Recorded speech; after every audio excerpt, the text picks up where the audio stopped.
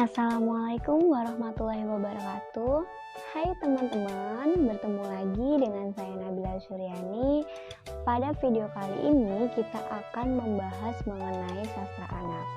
Nah, pada video kali ini akan ada pertanyaan-pertanyaan yang berkaitan dengan sastra anak, mulai dari pengertian, ciri-ciri, jenis, sampai ke implikasi dari sastra anak itu sendiri. Jadi, simak dan perhatikan baik-baik ya videonya.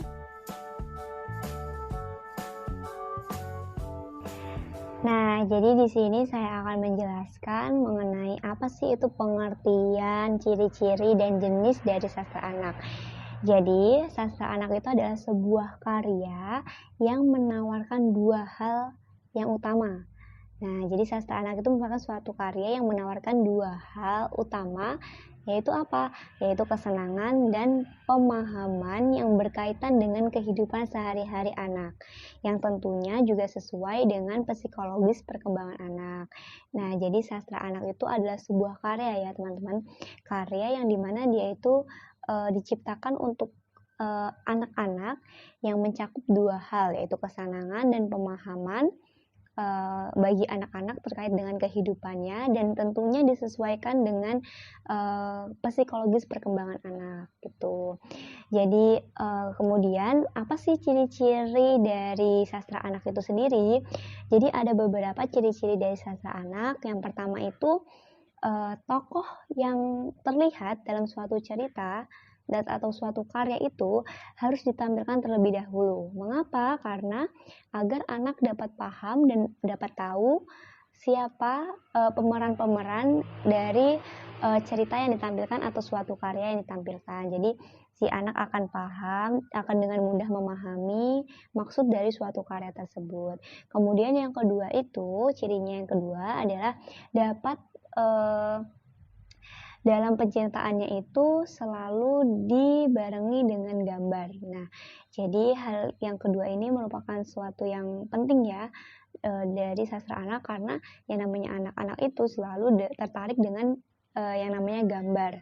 Jadi dalam suatu sastra anak itu sebaiknya dalam penceritaannya atau suatu karyanya itu harus disertai dengan gambar begitu.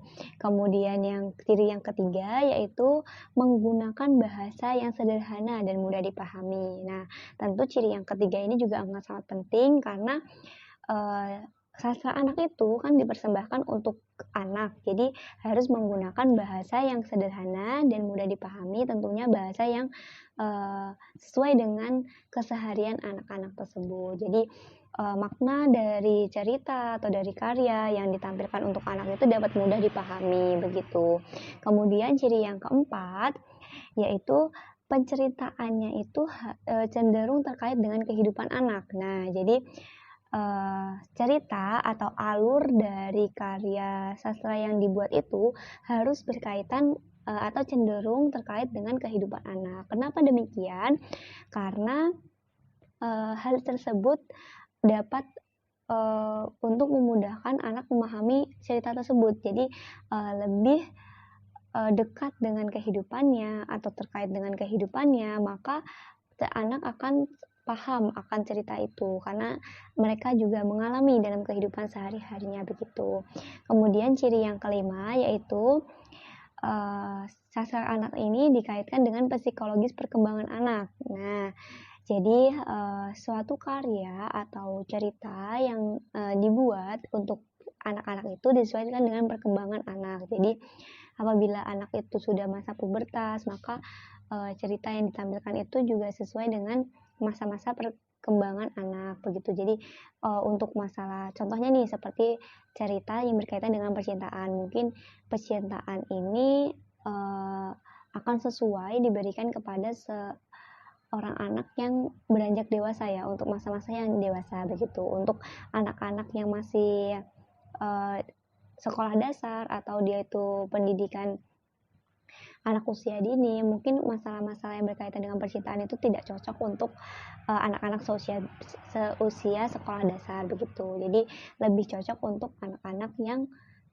berusia remaja begitu. Kemudian apa sih jenis dari sastra anak itu? Jadi di sini menurut Lucas itu mengemukakan bahwasanya secara garis besar sastra anak itu dibagi menjadi 5 macam.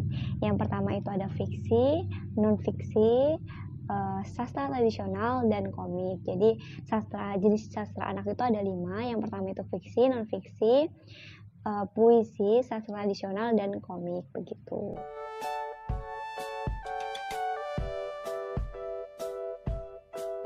Untuk pertanyaan yang kedua, yaitu berkaitan dengan penerapan pembelajaran sastra anak di sekolah. Nah, pembelajaran sastra anak ini pada saat ini itu di sekolah itu masih digabungkan dengan pembelajaran bahasa Indonesia atau yang sering kita sebut dengan bahasa dan sastra Indonesia. Jadi pembelajaran sastra anak ini masih bergabung atau masih menjadi materi dari pembelajaran bahasa Indonesia. Jadi pembelajarannya itu, mata pelajarannya itu dinamakan bahasa Indonesia. Namun sastra anak ini masuk ke dalam materi dari pembelajaran bahasa Indonesia begitu. Nah, untuk materi sastra anak ini sangat penting untuk diterapkan atau untuk disampaikan kepada anak-anak di sekolah, karena dalam pembelajaran sastra ini anak-anak dapat menangkap nilai-nilai kehidupan yang tidak diberikan secara perspektif, dan anak-anak juga diberikan kesempatan untuk mengambil manfaat dari sudut pandang sendiri. Jadi anak-anak dapat mengambil pembelajaran dari sastra anak itu melalui nilai-nilai kehidupan yang terkandung dalam sastra anak tersebut. Kemudian selain itu, manfaat pendidikan sastra anak ini melalui proses pembelajaran yang ada di sekolah itu setidaknya dapat membantu pendidikan secara utuh bagi siswa. Nah, di sini ada menurut Rahmanto 1989 yang menyebutkan bahwasanya ada 4 manfaat, yaitu pentingnya pendidikan sastra anak di sekolah. Yang pertama itu untuk membantu keterampilan berbahasa anak. Nah, jadi dengan adanya pembelajaran sastra anak ini diharapkan anak-anak dapat terampil dalam berbahasa begitu. Kemudian manfaat yang kedua yaitu dapat meningkatkan pengetahuan budaya. Nah, jadi melalui pembelajaran sastra anak ini, anak-anak dapat mengenal nih budaya-budaya yang ada di Indonesia begitu. Kemudian manfaat yang ketiga yaitu mengembangkan cipta dan rasa. Nah, jadi anak-anak dapat mengembangkan cipta dan rasa yang ada begitu. Kemudian yang keempat, manfaat yang keempat itu adalah menjunjung pembentukan watak. Nah, jadi di sini anak itu dapat menangkap pembelajaran yang terkandung dalam suatu sastra tersebut untuk membentuk suatu wataknya. Nah, dari keempat manfaat ini dapat mengasah apresiasi dari siswa secara menyeluruh. Jadi dengan adanya keempat manfaat ini, sastra anak itu diharapkan dapat mengasah apresiasi siswa secara menyeluruh begitu. Nah, untuk pertanyaan yang ketiga, yaitu berkaitan dengan pentingnya pembelajaran sastra anak bagi peserta didik. Nah, pembelajaran sastra anak ini amat penting bagi peserta didik karena dapat berpengaruh terhadap perkembangan emosi anak yang akan dibentuk melalui cerita-cerita atau kisah-kisah tertentu. Nah, jadi pembelajaran sastra anak ini dapat membentuk suatu emosi anak tersebut melalui cerita-cerita atau kisah-kisah tertentu yang terkandung di dalam sastra anak begitu. Dengan kata lain, sastra anak ini dapat memiliki pengaruh terhadap perkembangan kepribadian anak. Di antaranya itu, perkembangan kepribadian itu diantaranya yang pertama, anak-anak itu terbentuk kepribadiannya secara alamiah karena telah menyaksikan dan menikmati sastra. Jadi dengan menikmati dan menyaksikan sastra, maka akan terbentuklah kepribadian anak itu secara alamiah, yaitu mengikuti makna yang terkandung di dalam sastra tersebut. Kemudian yang kedua, sastra anak itu akan menjadi penyeimbang emosi dan penanaman rasa tertentu secara wajar. Jadi sastra anak itu dapat menyeimbangkan emosi dan menanamkan rasa tertentu secara wajar. Kemudian yang ketiga yaitu sastra anak akan menanamkan konsep diri, harga diri, dan menentukan kemampuan realistiknya. Nah, kemampuan realistiknya ini maksudnya sesuai dengan makna-makna yang terkandung dalam sastra anak tersebut begitu. Kemudian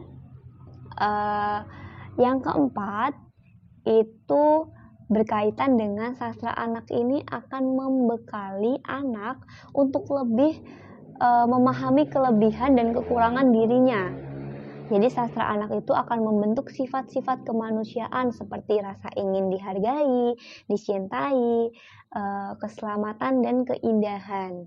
Nah, jadi melalui sastra anak tersebut, siswa itu atau seorang anak itu dapat lebih memahami atau mengenai kelebihan dan kekurangan dari dirinya sendiri, sehingga akanlah terbentuk sifat-sifat kemanusiaan yang ada di dalam dirinya, begitu.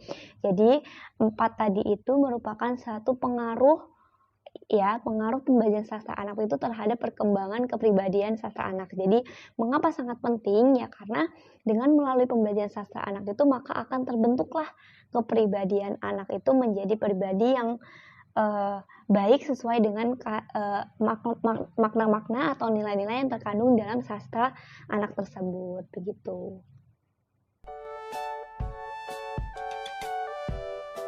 Untuk pertanyaan selanjutnya itu berkenaan dengan rencana calon pendidik untuk di masa depan mengenai bagaimana cara mengajarkan sastra anak. Nah, dalam suatu pembelajaran itu pendidik itu harus memiliki atau harus dapat memilih secara cermat mengenai strategi pembelajaran yang tepat untuk disampaikan sesuai dengan materi pembelajaran yang akan disampaikan, begitu. Jadi, menurut saya rencana calon pendidik ke depannya untuk mengajarkan sastra anak itu adalah dengan memilih strategi pembelajaran yang tepat dalam menyampaikan pembelajaran sastra, gitu. Nah, di sini ada beberapa pilihan strategi dalam pembelajaran sastra bagi siswa, yaitu yang pertama adanya pilihan atau choice yang diberikan oleh guru kepada siswa. Kemudian strategi yang kedua itu yaitu kesempatan atau opportunity untuk membaca. Jadi strategi yang kedua itu yaitu pendidik itu harus memberikan kesempatan kepada peserta didiknya untuk membaca. Nah, dengan membaca itu maka peserta didik akan mudah untuk mengenal mengenai sastra, begitu. Kemudian strategi yang ketiga yaitu mengenai suasana atau atmosfer yang dibangun dalam menikmati karya sastra. Jadi seorang pendidik itu harus pintar atau pandai dalam menciptakan suasana yang dapat dibangun di dalam kelas untuk dapat menciptakan rasa kenikmatan seorang siswa terhadap karya sastra yang diberikan, gitu. Kemudian strategi yang selanjutnya yaitu mengenai contoh atau model yang dapat ditiru oleh siswa dalam budaya membaca. Nah, jadi strategi yang selanjutnya ini pendidik itu harus memberikan suatu contoh atau model begitu ya yang dapat ditiru oleh siswa mengenai suatu sastra anak, begitu. Sehingga anak itu dapat mencontoh atau meniru apa yang mereka ketahui mengenai sastra tersebut, begitu. Kemudian yang selanjutnya, strategi selanjutnya itu yaitu berbagi atau sharing mengenai informasi apa yang sudah dibaca. Jadi pendidik itu memberikan kesempatan pada peserta didik untuk membaca mengenai sastra, apa saja, dongeng atau cerita-cerita, begitu. Kemudian pendidik mengajak peserta didiknya itu untuk sharing atau berbagi informasi mengenai apa yang sudah peserta didik itu baca, sehingga di situ peserta didik itu dapat dengan mudah atau lebih memahami mengenai apa yang mereka baca mengenai sastra tersebut atau mengenai cerita-cerita yang mereka baca tersebut. Jadi di situ peserta didik dapat menangkap atau mengambil pembelajaran mengenai makna-makna, nilai-nilai yang terkandung di dalam sastra tersebut, begitu. Kemudian ada beberapa hal yang perlu diperhatikan oleh pendidik dalam pembelajaran sastra anak. Nah, jadi untuk rencana kedepannya nih, bagi pendidik itu ada beberapa hal yang harus diperhatikan oleh pendidik dalam pembelajaran sastra anak. Salah satunya yaitu memberi kesempatan kepada peserta didik untuk memilih bacaan yang disukai. Nah, jadi pendidik itu harus memperhatikan peserta didiknya mengenai hal-hal apa sih yang sekiranya dapat disukai oleh peserta didik untuk dapat dibaca gitu. Jadi selain mengetahui, pendidik juga harus untuk memberikan kesempatan kepada peserta didik tersebut untuk dapat membaca apapun yang mereka sukai, entah itu dongeng, cerita-cerita rakyat, atau cerita-cerita apapun, pahlawan, segala macam, sejarah itu segala apapun yang mereka sukai. Kemudian yang harus diperhatikan yaitu pendidik harus memberi kesempatan seluas-luasnya untuk membaca secara individual. Nah, jadi pendidik itu harus memberikan kesempatan kepada peserta didiknya untuk membaca apapun yang mereka sukai secara individual. Nah, jadi ketika peserta didik itu dapat membaca sesuatu secara individual, maka mereka akan terfokuskan dengan apa yang mereka baca, sehingga mereka dapat mudah memahami dan mereka dapat mudah mengambil pembelajaran dari apa yang mereka baca, begitu.